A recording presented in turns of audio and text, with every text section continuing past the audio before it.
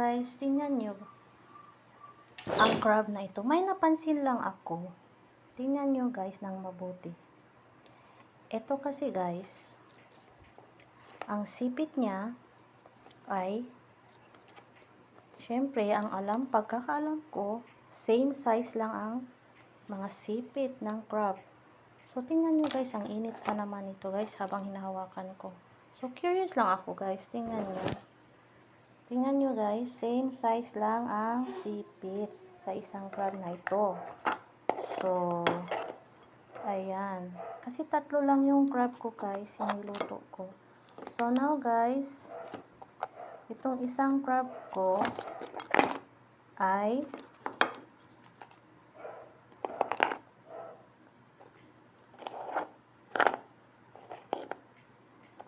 syempre, tingnan nyo itong isang crab ko. Itong isa naman, hindi sila pareho ng sipit. Yung isa, maliit. Tingnan nyo. Tingnan nyo ng mabuti guys. Ito. O, ayan. O, ilipat ko sa malaking plat. Ayan. O, ayan guys. O, ililipat ko to. Itong pinakamaliit na crab guys. Itong ililipat ko muna. Ito ang pinakamaliit na size. So, tingnan nyo guys. Yung tsura ng sipit niya. Ito. So, ito yung sipit niya guys. Tingnan nyo. Medyo malaki yung isa. Tingnan nyo guys. Malaki. Oh, diba? Tingnan nyo yung diferensya guys. O, diba? Parang payat yung isa. Medyo payat. Samantalang itong isa, medyo mataba. O, diba? O. So, malinis ang kamay ko guys. Baka isipin nyo. So, ito namang isa guys. Ito yung pantay. Pantay na pantay ang sipit. Tingnan nyo guys. Wala.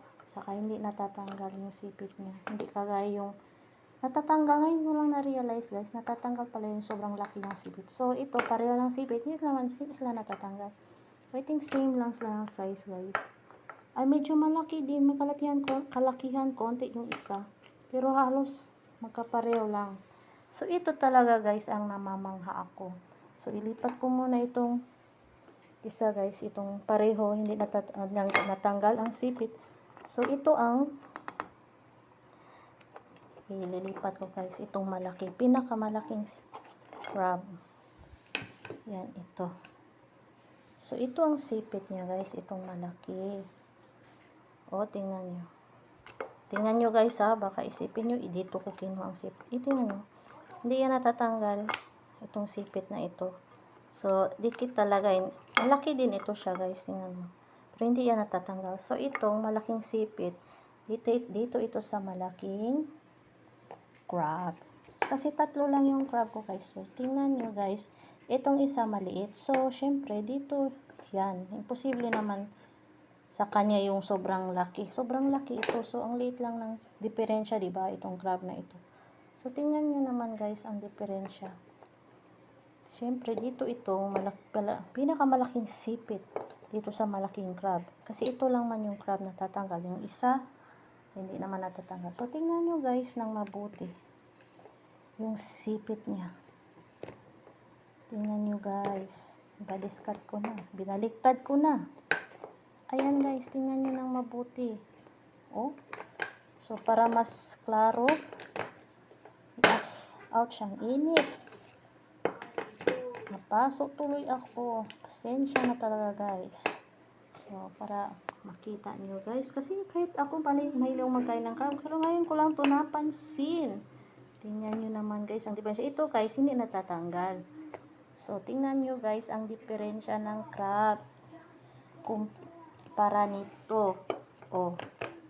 Diba? So, ang laki ng diferensya guys. Ganyan pala yan. So, marami pa talaga tayong akong hindi nalalaman sa mga pagkain. So, tingnan nyo naman guys, oh. Sa bagay, mamahalin itong crab guys. Kaya hindi ko talaga natin palagi nakikita ang itsura.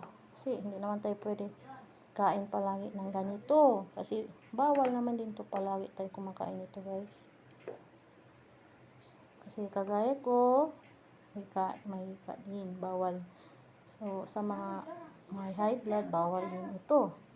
Pero, hindi naman, minsanan lang naman ito kainin. So, tingnan nyo guys, ang diferensya. Ang laki, diba, ng sipit? Sa kabila. Tingnan nyo guys. Oh. Oh. Oh, diba?